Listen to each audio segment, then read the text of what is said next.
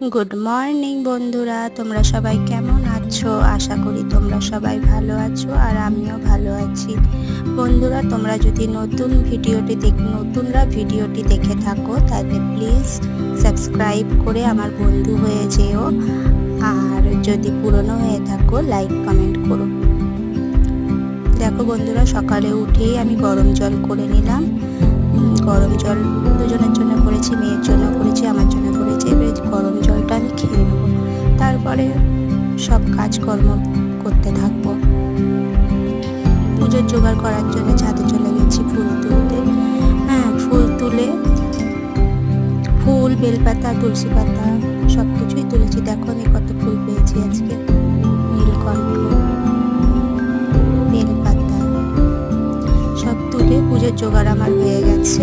এরপরে আমি করব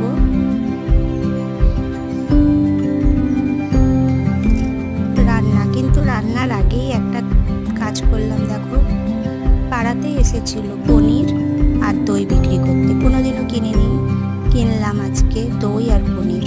খুব ভালো ছিল পনিরটা, রান্না করেছিলাম। দেখো পনিরটা রান্না করেছিলাম, খুব ভালো ছিল পনিরটা। ভেবেছিলাম ভালো হবে না, ঘুরে ঘুরে বিক্রি করছে, কেমনই বা হবে, বাজার থেকে এনে খাই। দেখো আজকে আমি কি কি রান্না করেছি। তেমন কিছুই করিনি, ভাত করেছি, ডাল করেছি আর পনির নিয়েছিলাম, ওই পনিরের তরকারি করেছি।